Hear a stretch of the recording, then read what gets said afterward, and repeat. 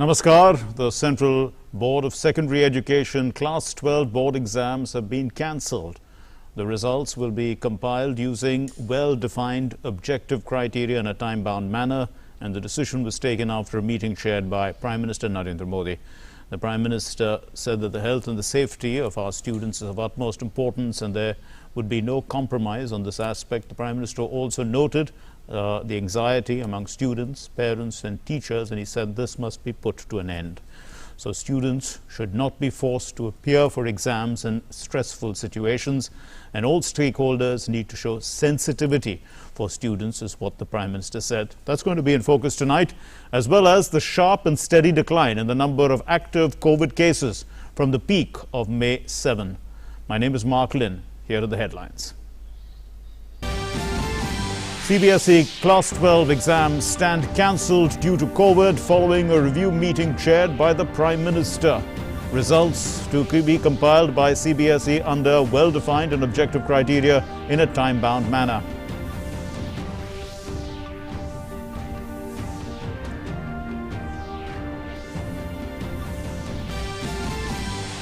Prime Minister Modi stresses that health and safety of students is of utmost importance and there can be no compromise on this. Says students should not be forced to appear for exams in such stressful circumstances. Anxiety among students, parents and teachers must be put to an end.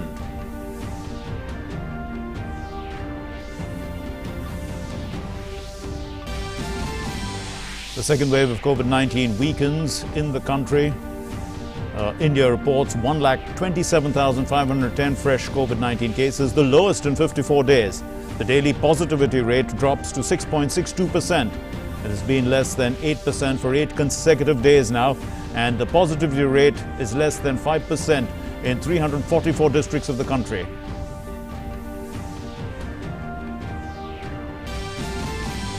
The centre says that it is fully prepared for COVID's third wave, which may impact children. The National COVID Task Force will submit guidelines on children very soon. The Health Ministry says that all will be vaccinated by the end of the year. Unlock process begins in some states as the second wave weakens.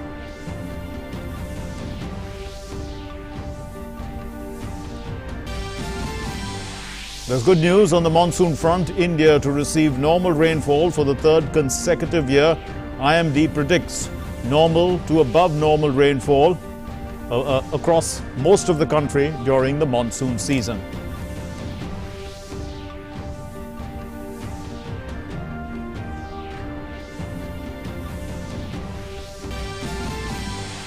BRICS foreign ministers meet held virtually with India as the chair. Focus remains on COVID-19 pandemic, access to vaccines and counter-terrorism. External Affairs Minister Dr. S. Jaishankar says India strives for a fair, just, inclusive, equitable and representative multipolar international system.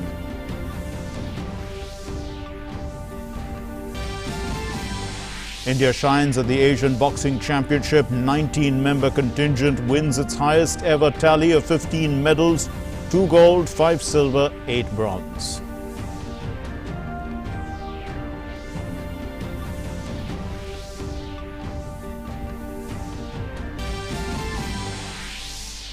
Japanese tennis star Naomi Osaka withdraws from the French Open over media interaction controversy.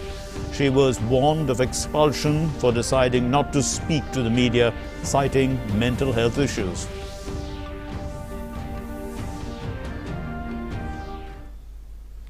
Our top story. Prime Minister Narendra Modi chaired a review meeting regarding the Class 12 board exams of the CBSE. The officials gave a detailed presentation on a wide and extensive consultation held so far and views received from all stakeholders, which include state governments. Now, in view of the uncertain conditions due to COVID, as well as the feedback obtained from various stakeholders, it was decided that the CBSE 12th board exams would not be held this year. It was also decided that the CBSE will take steps to compile the results of Class 12 exams for students as per well-defined objective criteria in a time-bound manner. The Prime Minister said that the decision on Class 12 CBSE exams has been taken in the interest of the students. He stated that COVID-19 has affected the academic year, the calendar, and the issue of board exams has been causing immense anxiety among students, parents, and teachers, which must be put to an end. The Prime Minister said that the COVID situation is a dynamic situation across the country. While the numbers are coming down in the country and some states are managing the situation through effective micro-containment, some states have still opted for a lockdown. Students, parents, and teachers are naturally worried about the health of the students in such a situation. The Prime Minister said that students should not be forced to appear for exams in such a stressful situation. The Prime Minister stressed that the health and safety of our students is of utmost importance and there would be no compromise on this aspect. He said that in today's time, such exams cannot be the reason to put our youth at risk.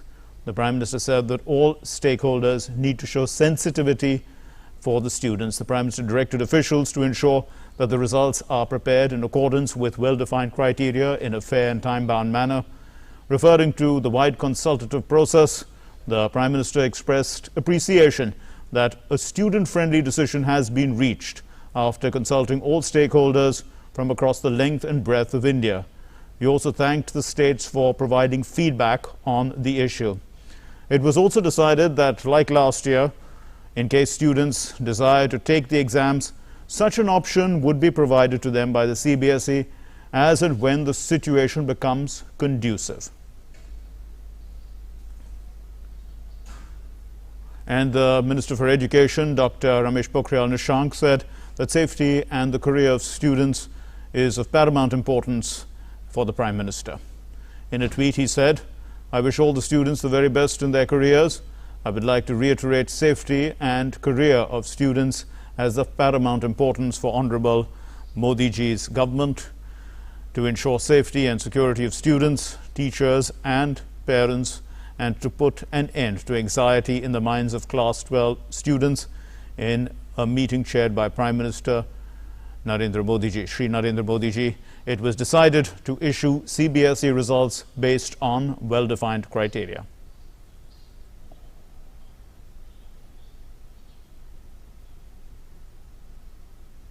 Well, the Union Minister for Information and Broadcasting, Prakash Javadekar, thanked Prime Minister for the decision. In a tweet, he said thanks to Prime Minister Shri Narendra Modi ji for putting an end to the anxiety among students, parents and teachers and cancelling CBSE Class 12 board exams this year. This reflects the sensitivity of Prime Minister, who has taken this decision for the health and safety of our children.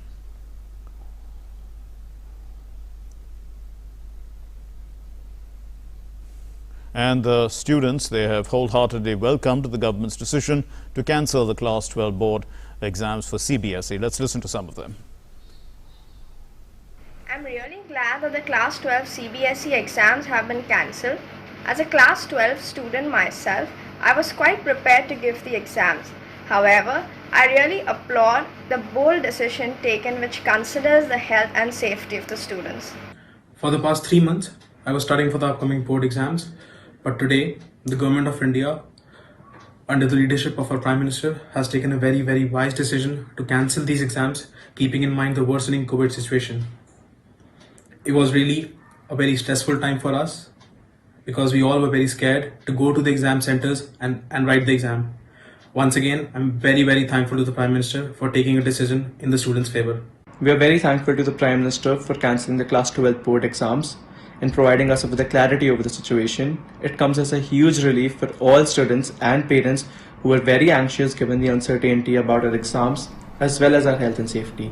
हमारी परीक्षाएं रद्द करने के लिए प्रधानमंत्री जी मैं आपका बहुत बहुत आभारी हूं। आपका बहुत बहुत शुक्रिया कि आपने हमारी जान के बारे में सोचा। मैं अपने प्राइम मिनिस्टर श्री नरेंद्र मोदी जी का बहुत ज़्यादा धन्यवाद करता हूं कि उन्होंने हमारी सेहत के बारे में सोचा और एग्जाम को कैंसिल कर दिया। And this brings us to In Focus tonight, and we are focusing on Prime Minister's statement, no compromise on health and safety of students. That's what the Prime Minister said. Let's put this into context. The cancellation of the CBSE board exams for Class 12. Joining us is Neha Sharma, who is the principal of GD Goenka Public School, Ghaziabad. And we are also joined by Nidhi Chaudhary from Nidhi Chaudhary is also the principal of CRPF Rohini School, is what I am told. Well, thanks very much. Well, thanks very much for joining us. I also see. Anyway, let me start with you, Ms. Sharma. So the cancellation of the exams. What does this do to the schools? I mean, what kind of work now do you have to do to try and provide this well-defined objective criteria in a time-bound manner? Okay, namaskar. So, see, as you all are aware, the 10th board examinations were already cancelled, almost a month back. And we were given the objective criterion for class 10th. So kind of, in a way, we are already in the process of bringing out the result or sharing the data with the board for 10th board. And as far as objective criteria for 12th is concerned, as soon as we get the directives from CBSE board, we'll be working accordingly. But yes, our team is already all prepared to do justice to the child, to do things in a way that no child suffers due to missing out on the board examination. Okay, we are also joined by Soumya Jain, who is a class 12 student. Soumya, you must be very relieved. The Prime Minister's looked at the issues that the students were facing, anxiety, one of them, a lot of concern. But I mean, how does this place you with the exams cancelled? What does it? It relieves you, of course, of the situation of the exam. But what do you think about your future as a result of that? Sir, already there's been a lot of uncertainty regarding our future, and personally I feel that at any cost, at least our lives are secure for the time being, because when we look at it, the stakes were way too high in taking an exam. I mean, not just 1.5 crore students, but along with them, they would be their parents, their teachers, along with them, there will be the convents providers. So certainly that's a relief that I'm really grateful that the government was considerate enough to cancel the exams. But for the time being, I personally feel that at least for this 1 year, we really need to put our mind at rest and just let things happen as they do. For personally speaking, I know a lot of my friends who have been concerned with college exams, and they've been wondering what will be the policy that follows up next, because what the news is spreading around is that the government will insist on taking internal assessment as our grading system. But a lot of students are concerned that if internal assessment goes as our grading system, then that might cause injustice to a lot of students, because of course most of the exams were taken online this year, and there's clearly not much there's clearly not very reliability of that. So we just hope that there's some good criterion that is given for the students, and rest we will observe. And let's see what happens. Okay, so Ms. Sharma, so the exams were taken, from each school was taken online, and they were internal assessment would be based rather not too much on, the personal rapport between teacher and student. Is this going to be some sort of an impediment in judging the students, their overall performance? After all, this is a very crucial year, the 12th standard, and people are expected to keep these results for the rest of their lives, in a sense. These you never know when you're asked to call them up. Sometimes even when you're much later on, when you've done PhDs and things like that, they ask you to, how did you do in your 12th standard exams? These are kind of questions that people are asking. So, how would you like to analyze the situation, judging that this is a very crucial stage in a person's life? See, I very strongly feel that there's no teacher who will be biased to the extent of harming a child's future. Well, of course, there are teachers' pets, I won't deny that, but that is purely based on the performance of the child. If there is a child who is doing exceedingly well in the classroom, for sure, there's a little bit of, some kind of a bias that a teacher may develop, but it is not something that will harm other children for that matter. And at the same time, when we are working on such a serious thing, like giving them something which will be working as their result, their final result, the result that they'll be presenting to everyone when they move out in future for their jobs, for their college Right. admissions, whatever. So by all means, I'm sure that schools are going to take it very seriously. They are not going to take it as something casual. So I very strongly feel that children should not feel scared about this fact that, there may be some biases that may creep in while the teachers are preparing or the schools are preparing for their Okay. results. So, yeah. Right. Let me just come back to Neha then. I'm sorry, to Soumya. Soumya, so the basic question is that you have to do, you have the choice of doing the exam later on. Is that something that you look forward to? We think that that's something good? So yes, I definitely consider that as a nice option because, as I said, there's not certainty as of yet whether our internal assessment will do the right justice to us. So in case any of us need, because we have to take a lot of things into consideration. Some of us want to go abroad. Some of us want to get entrances into some top colleges of the country. Right. So for that, we definitely need a good result. So in case we feel that we haven't done some sort of justice, or maybe we could have done better had we given the board exam. So I guess that's a nice option to be open, and even I might personally consider it if I am not happy with my grades. Okay, we're also joined by Ms. Neha Chaudhary, who is the principal of CRPF Rohini School. Thanks very much, ma'am, for joining us. So the situation is that much will now depend on how schools decide on the criteria for the criteria, madam, for how to decide whether a person's done well or not. What do you think would define this criteria? Ms. Chaudhary? Just a minute, sir.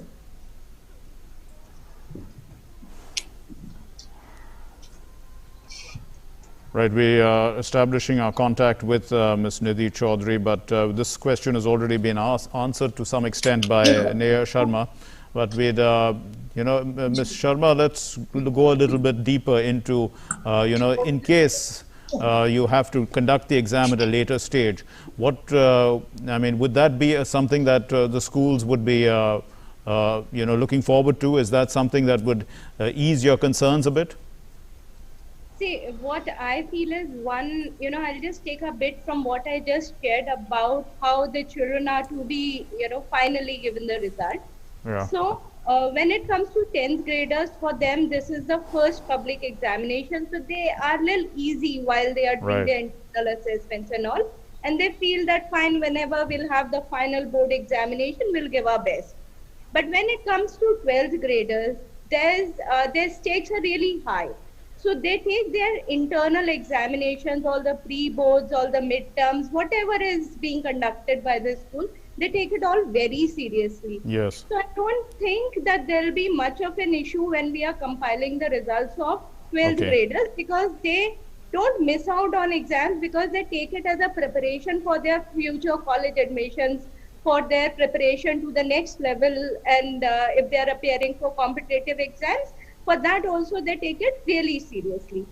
Now, when it comes to schools, as you have asked, if we have to conduct the board examinations later at any point of time, for sure that decision will come when the things will settle down in terms of COVID rate of infections. Yes, obviously. So, with all COVID protocols, definitely we can allow children to come to the campus, and we'll make sure that with all safety and security, with all protocols being followed, we safely conduct the examination. So I don't think at a later stage, and that too, I don't think that number will be really high, because as I'm sure that the schools are going to do justice to this task, this responsibility that is being entrusted on them. Yes. By all means, the number of students who would like to appear for these board examinations later is going to be much lesser. True. As compared to around 12 lakh of students that appears for board examination.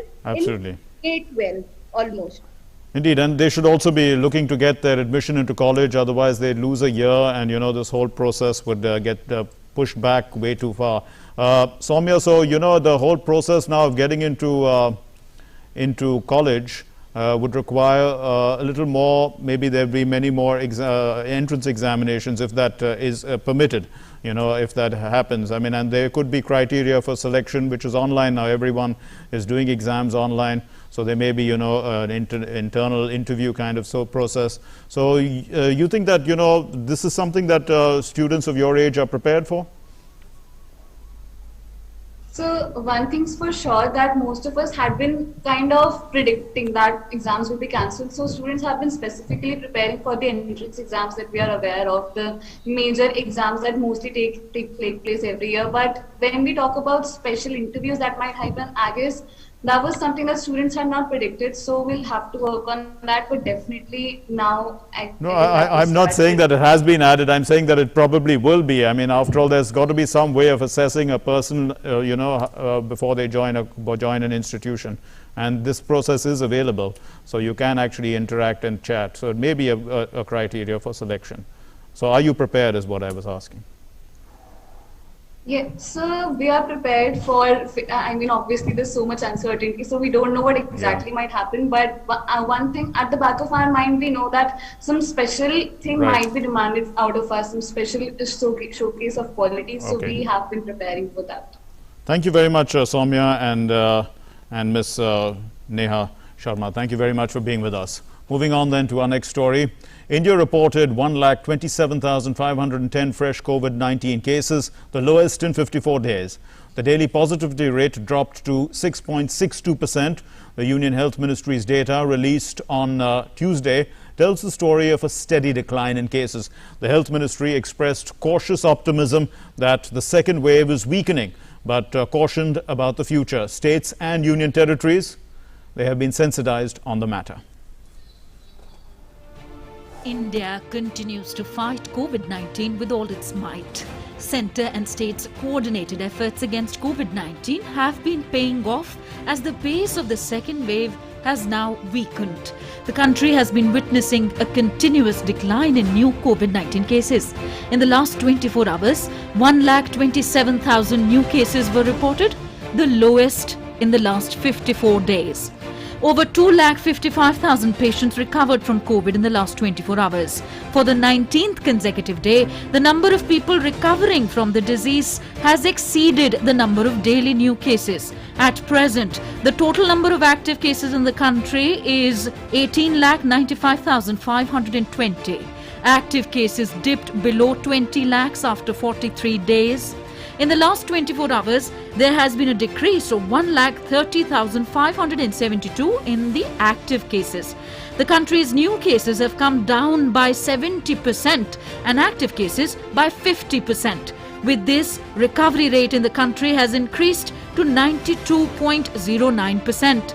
Weekly positivity rate is currently 8.64%. And the daily positivity rate is now 6.62%, which remained below 10% for 8 consecutive days. Positivity is less than 5% in 344 districts of the country. Testing coupled with containment से हमने पाया कि जहां देश की positivity औसतन बढ़ते-बढ़ते 21.38% हो गई थी, वह पिछले 3 हफ्तों से कंटिन्यूड बेसिस पर एक डिक्रीजिंग ट्रेंड नोट किया जा रहा है और ऑन एन एवरेज पिछले हफ्ते में देश में 8.31% केस पॉजिटिविटी नोट की गई है। 34 स्टेट्स और यूनियन टेरिटरीज ऐसी हैं जहां पर कि ऑन ए कंटिन्यूड बेसिस हम इस trend in decrease in positivity को नोट भी कर रहे हैं, जैसे कि मुख्यतः उत्तराखंड, छत्तीसगढ़, झारखंड, गुजरात, मध्य प्रदेश, दिल्ली, बिहार, तेलंगाना और यूपी में यह केस पॉजिटिविटी पिछले एक हफ्ते में 5% से भी कम नोट की गई है। On the vaccination front, the drive is continuously picking up pace. 21.6 crore doses of shots have been given to people so far under the nationwide vaccination drive. 2.03 crore jabs have been given in the age category of 18 to 44 years. India is among one of the 5 countries in the world which is manufacturing its own indigenously developed vaccine. The centre has asserted that plenty of vaccines will be available by the end of October and urged people to be patient. According to the Health Ministry, the goal of the centre is to provide vaccination to all by December. By December, we hope to have the whole country vaccinated. India is one of the 5 countries which is producing vaccines. If we were not producing vaccines, imagine where would we be? So, there is no shortage of vaccines. On the increasing cases of infection among children, the Ministry of Health has said that a national group which was formed will submit its guidelines very soon. The centre says that full preparations are being made to deal with the upcoming challenges. Pandemic के behaviour को देखते हुए और virus की nature को देखते हुए new way to address this और रिन्यूड वे, अपडेटेड वे करने के लिए गाइडलाइंस जो हैं वो इस ग्रुप ने हमें प्रस्तुत कर दी हैं। पीडियाट्रिक पॉपुलेशन को कोविड के लिए जो जरूरत है वो उसका बंदोबस्त होगा और उस बंदोबस्त में कोई कमी नहीं होगी और जैसे मैंने कहा उसको नई साइंस, नए एक्सपीरियंस, नए नॉलेज को भी भरपूर करते हुए उस तरफ हम बढ़ेंगे। The Health Ministry says that the second wave is weakening but cautioned about the future. The states and union territories have been sensitized on the matter. हम पूरी कोशिश ये करेंगे और प्रोटोकॉल्स को अच्छी तरह से फॉलो करेंगे, इंडिविजुअली भी और कलेक्टिवली, तो फिर क्यों कोई दूसरी बारी कोई वेव आएगी। The unlocking also has to be done very patiently, guided by the amount of vaccination that has been done for the vulnerable groups. Efforts are constantly being made to ensure the supply of liquid medical oxygen amidst the pandemic. So far, Indian Railways has delivered more than 22,916 metric tons of liquid medical oxygen in more than 1,357 tankers to various states across the country. 334 oxygen expresses have completed their journeys so far, offloading liquid medical oxygen in around 39 cities and towns in 15 states across the country. The government has now started providing oxygen to the industrial units as well. Government has relaxed the supply of oxygen to certain categories of industries. The liquid medical oxygen usage will be allowed on temporary basis, subject to ensuring adequate supply of liquid medical oxygen to hospitals and for other medical purposes as per the demands of the states and the union territories. We will be releasing about 2,000 tons of oxygen on daily basis. As the new cases in the second wave continue to decline, now there is an urgent need to follow COVID protocols to avoid the spread of infection. For it is expected from all of us to follow all guidelines issued from time to time by the Ministry of Health and Family Welfare and other agencies engaged in battling the COVID-19 pandemic. Bureau Report, DD India. Well, the multi-pronged strategy to bring the second wave of COVID-19 pandemic under control has paid its dividends across the country, and the number of new infections has consistently been declining, almost 69% decline in cases since the peak recorded on the 7th of May. So several measures across states and strict adherence to lockdown and COVID protocols have been the catalyst for change. But the fight continues. Let's look at this report. The COVID-19 situation continues to show a daily improvement across the country. In Uttar Pradesh, positivity rate stands at 0.5% in the country's largest state in terms of population. Chief Minister Yogi Adityanath held a meeting with members of Team 9. He also visited a vaccination camp in Lucknow and said that there has been a decrease in active cases in the state, so the curfew is being relaxed from Tuesday. Uttar Pradesh के अंदर आज के दिन पर active case काफी कम हो चुके हैं और इसीलिए हम लोगों ने प्रदेश के अंदर 51 जनपदों में आज से कोरोना कर्फ्यू में सुबह 7 बजे से लेकर सायंकाल 7 बजे तक की पूरी छूट दी है। यही नहीं, 3 नए जनपद और हैं जिनको आज फिर हम छूट देने जा रहे हैं। जहां भी 600 से कम एक्टिव केस हैं, उन जनपदों को हम लोगों ने कोरोना कर्फ्यू में छूट देने की कार्रवाई प्रारंभ की। इसमें सफलतापूर्वक ये कार्यक्रम आगे बढ़ रहा है। Vaccination camps for 18 to 44 years of age are underway across 75 districts of the state. Special vaccination centers for parents of children aged 12 years or below have also been set up. Covaxin, Covishield दोनों लग रहा है। इसलिए विशेष है क्योंकि वो 12 साल तक के बच्चों के माता पिता को ये प्रमाण देने के बाद कि उनका बच्चा 12 साल या उससे नीचे है, उसको वैक्सीन लगाई जाएगी। The recovery rate in Madhya Pradesh has increased to 96.36%. Positivity rate has also come down to 1.5%. State Chief Minister Shivraj Singh Chauhan said that only Indore and Bhopal have a positivity rate of 5%. Positivity rate घट के हमारा 1.5% रह गया। Recover जो हुए हैं 4120 है। खुशी की बात यह है कि हमारा रिकवरी रेट ये 96.36% हो गई है, जो अपने आप में हम सब के लिए बहुत संतोषजनक खबर है। लेकिन उससे भी बड़ी बात यह है कि 36 जिलों में अब पॉजिटिव प्रकरण परसों 32 में थे, आज 36 जिलों में 10 से कम है। In the national capital Delhi, 623 cases of corona infections have been reported over the past 24 hours. The positivity rate is at 0.88%. However, there was some disturbing news from Jaipur. In a gross violation of COVID protocol, over 1,500 people attended the funeral of a religious cum social leader. Jaipur police has launched FIR against 15 people, including a Congress MLA. जहां सरकार ने व्यवस्था बनाई हुई है कि दाह संस्कार के अंदर सीमित लोग ही जाएं, उसके बावजूद सरकार ने अपनी आंख बंद कर दी और व्यवस्था भी करी, जहां 3000 लोग शामिल हुए उनके जनाजे में।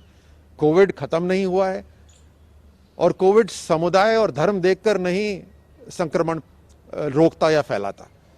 तो ऐसी हालात के अंदर जो कानून एक लागू हुआ है वो सभी के लिए होना चाहिए और ये तुष्टीकरण की हम बिल्कुल खिलाफत करते हैं। Municipal elections are due in Mumbai next year.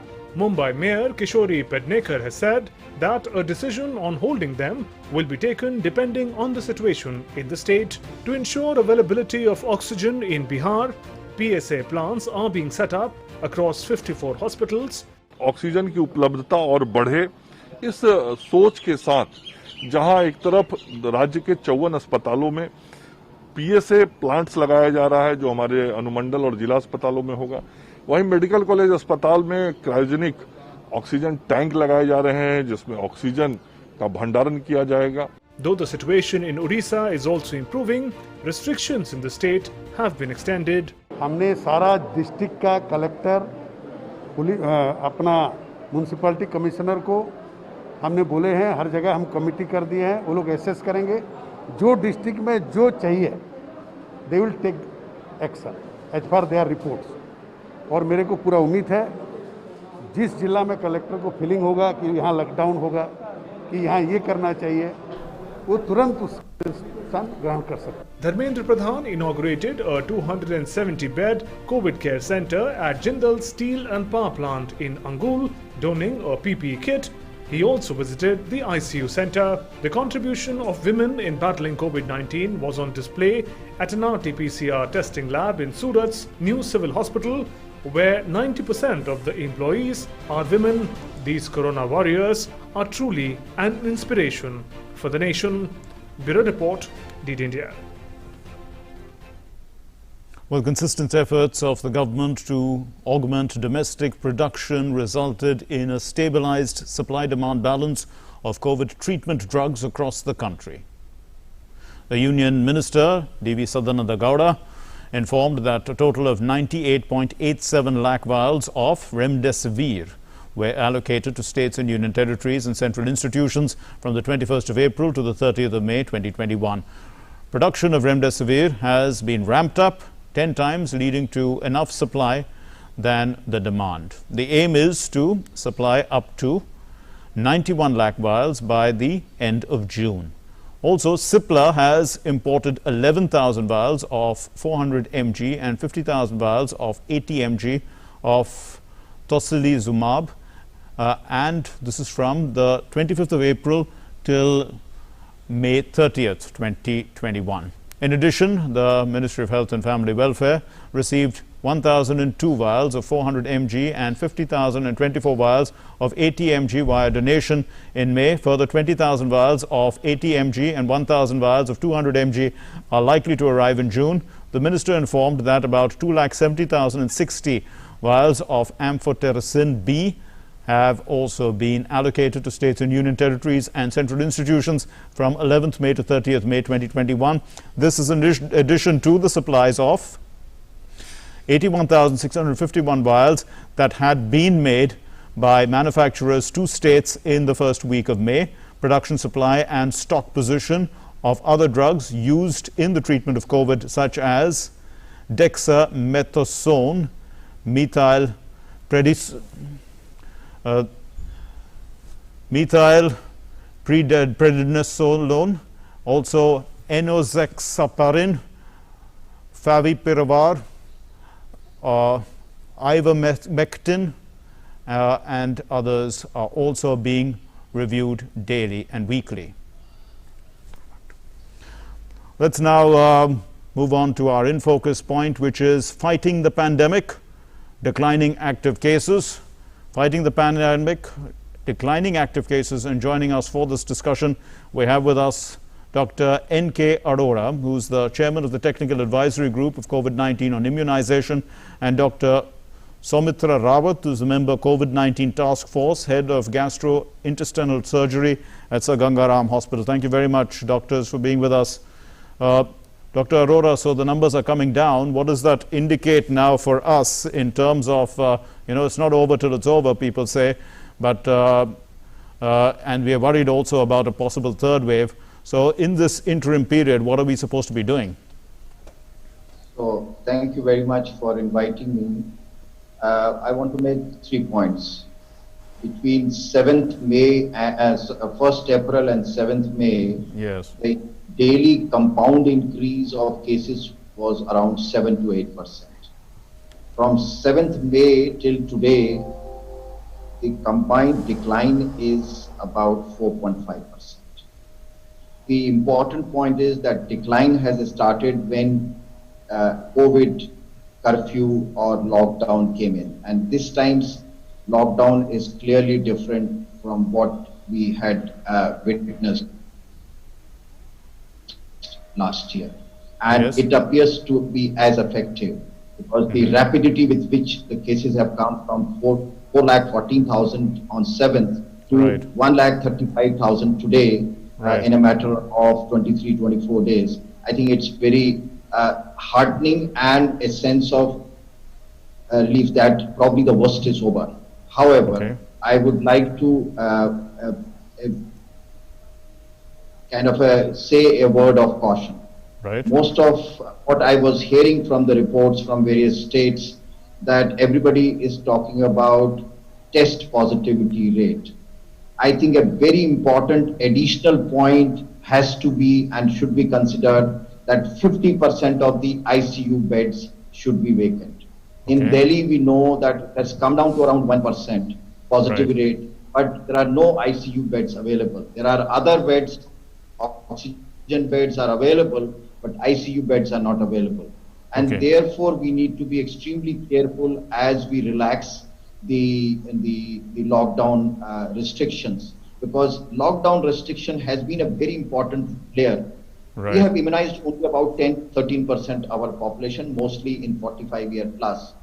So that has decreased our fatality and hospital admissions. But still there is a huge population which is vulnerable, and therefore if we try to do it faster than desirable, then we may have an upswing of cases again, because primarily it is person impact, and we need to be clear. Second issue that let me bring in Dr. Rawat as well. Dr. Rawat, so the point is that we need to be careful about a possible upswing once again. And the concern is that the virus is mutating, and we know that the mutants seem to be spreading faster. That probably is by natural selection. But the point is that, how do we actually, is it just COVID appropriate behavior that's going to work in this regard? Because people are looking at, once I'm vaccinated, can I start living my life again? There is this, it's like coming out of jail in a sense. People want to start living their lives. So we have to try and, temper that enthusiasm. I think you are absolutely right, Mark, that, once we have a release of the lockdown, first of all, lockdown has to gradually come down in a calibrated, gradual approach, in a phase-wise manner. You can't have a sudden lockdown you say everybody could do anything. So it has to be a calibrated, gradual approach, and we need to follow a COVID appropriate protocol, which is the most important thing. Whenever you are going out, even if you are vaccinated, you need to put a mask to cover your nose and mouth.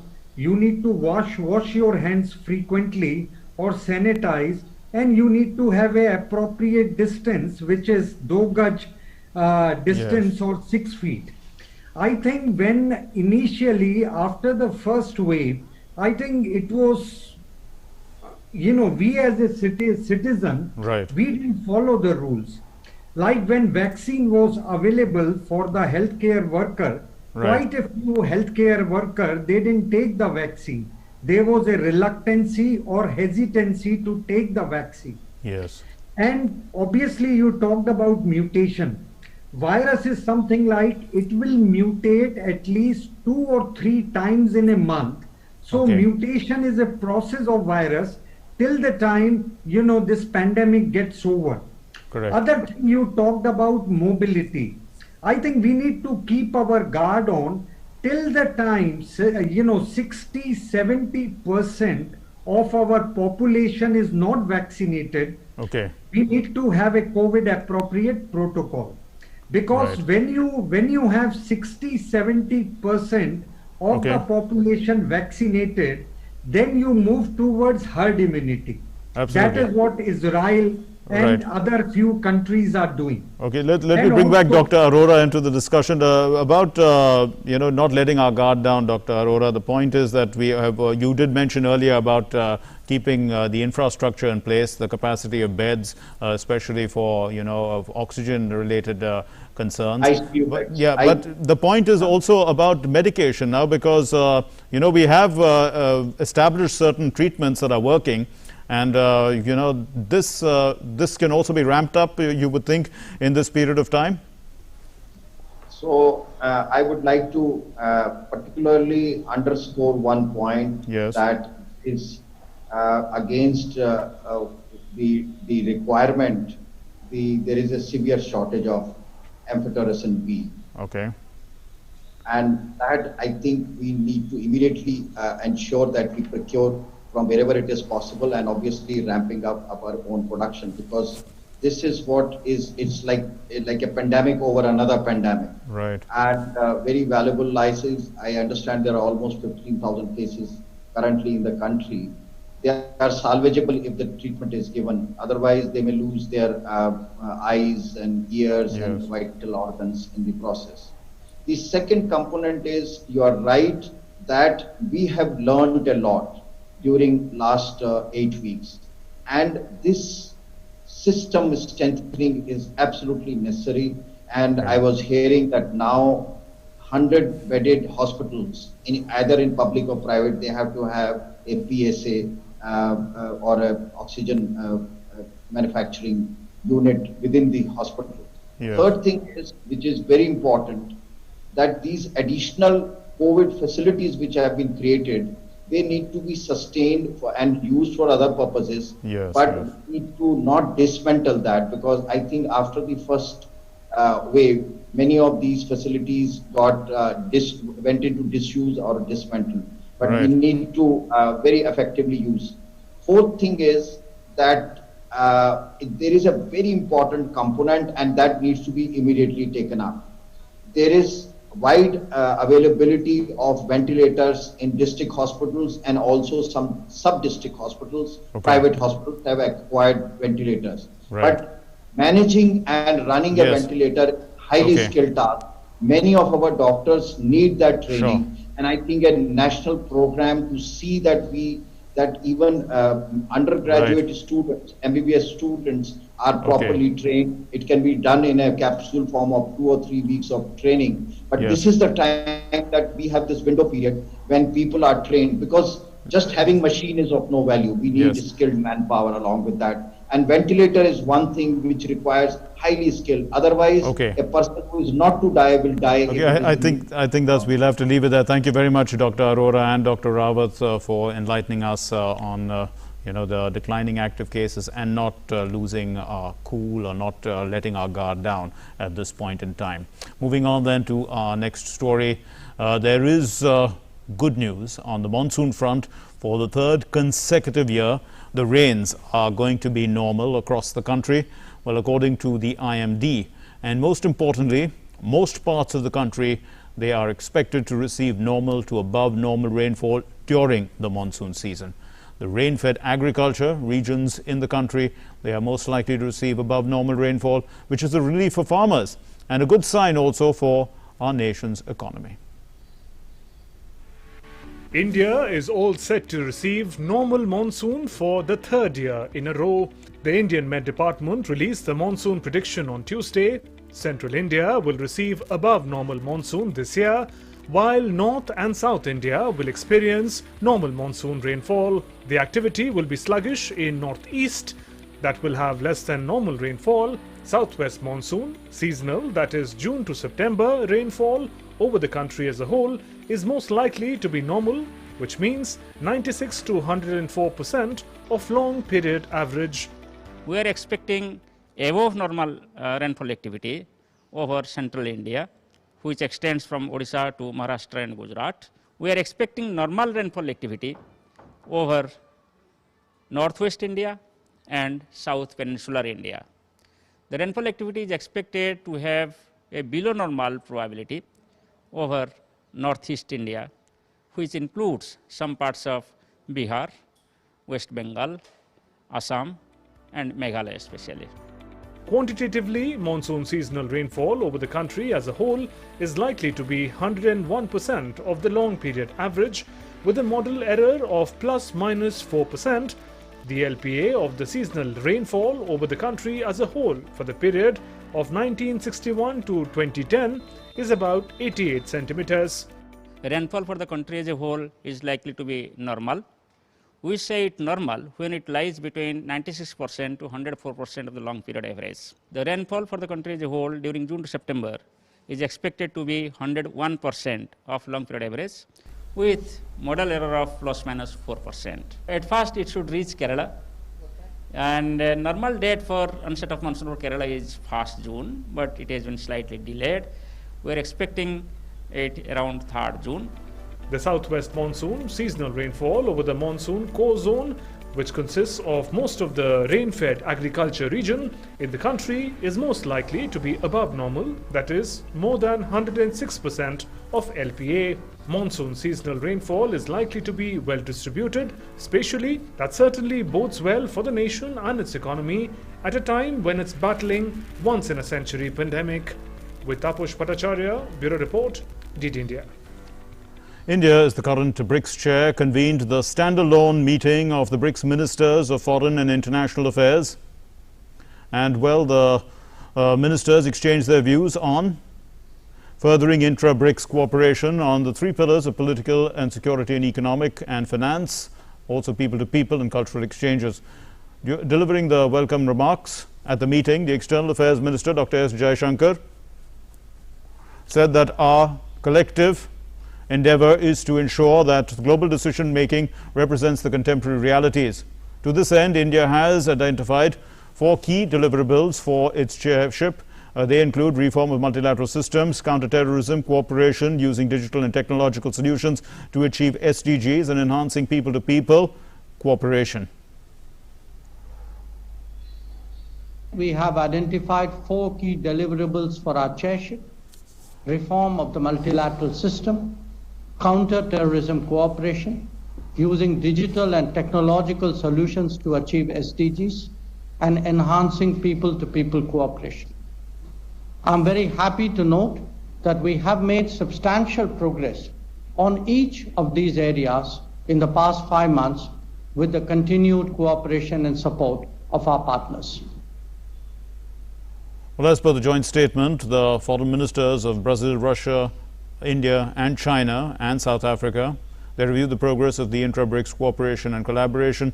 The ministers expressed concern over continuing public health, societal as well as economic impact of COVID, emphasizing on bilateral and multilateral cooperation to combat the pandemic was laid out, as well as Urgency and expeditious development and the deployment of COVID-19 vaccines was also on their minds. The ministers, however, reiterated their commitment to multilateralism through upholding international law and also reaffirming their commitment to the implementation of the 2030 Agenda for Sustainable Development. The foreign ministers also expressed their concern at continuing conflicts and violence in different parts of the world. In a goodwill gesture, the ministers commended India and South Africa for their respective present and recent terms served in the UNSC. Meanwhile, support for transparent, rules-based, open, inclusive and non-discriminatory multilateral trading system was also stressed upon. And lastly, the need to restore the normal functioning of all WTO functions. The Asia Pacific Institute of Broadcasting and Development has come up with a Leaders Web Summit with the theme of redefining the role of media in the new norm. That would be held virtually on the 2nd and 3rd of June. The Web Summit aims at deliberating on the role of media in mitigating crises through awareness and dissemination of information, with a total of 5 sessions planned on a host of subjects. Leaders will highlight the accomplishments and discuss the challenges that have been brought forth, globally also, and also those that will take us ahead in the industry as a whole. The sessions will have ministerial talk as well as medical practitioners and policy makers. Besides, the event will also comprise of sessions for CEO Insights, where the Prasar Bharati CEO Shashi Shekhar Vempati will be delivering an address along with CEOs and managing directors of different broadcasters.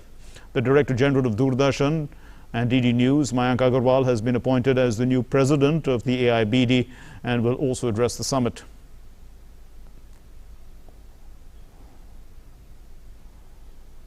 Let's take a look at what's happening in the country. Here's our national roundup.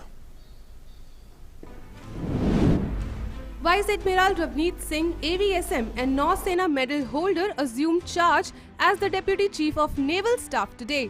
According to the Defence Ministry, he was commissioned into the Indian Navy on July 1, 1983 and specialised in aviation. The flag officer is a qualified flying instructor with Master Green Instrument rating. He has flown HT-2, Kiran HJ-T-16, TS-11 Iskra, Hunter, Harrier GR-3, Jet Provosort, Chetak, Gazelle, Hawk and MiG-29 KOB aircraft during his illustrious career.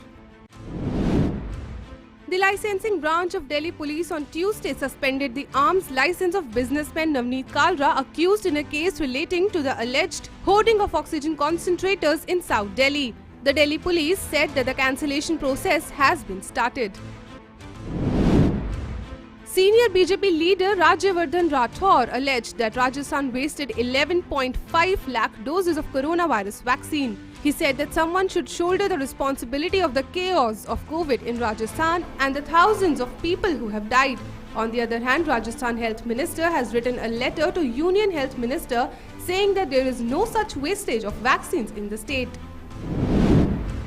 2 Naxalites, including a woman, were killed in a gun battle with the security forces in Chhattisgarh's Kondagaon district on Tuesday. IG Bastard P. Sundarajan said that a huge sachet of firearms and explosives was also recovered from the site.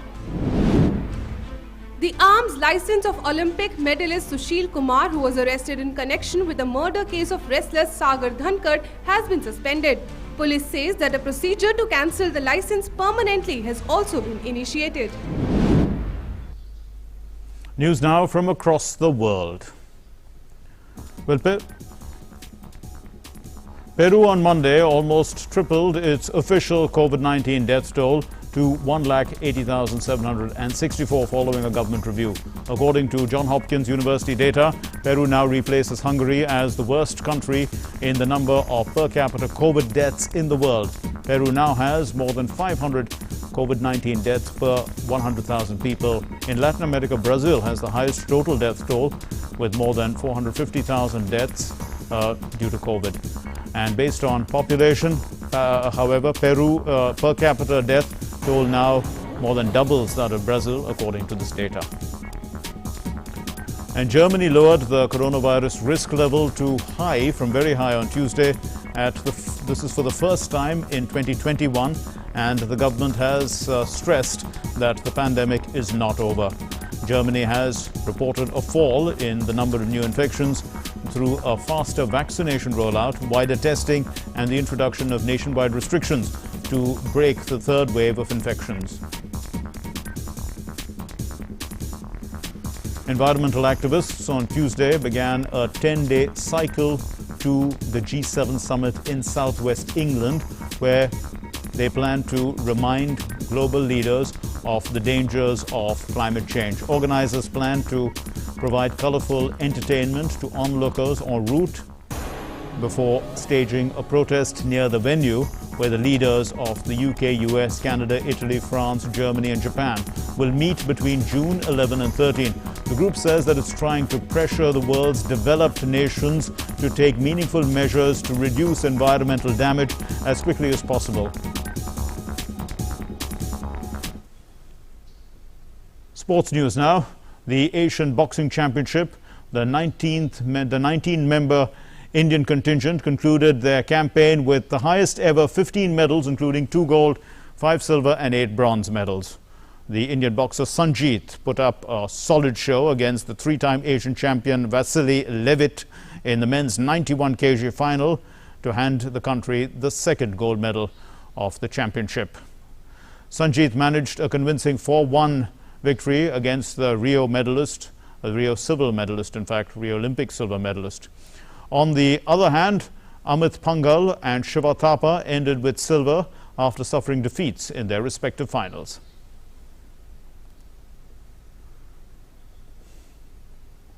The Japanese tennis star Naomi Osaka withdrew from the French Open over media interaction controversy. She was warned of expulsion for deciding not to speak to the media, citing a mental health problem.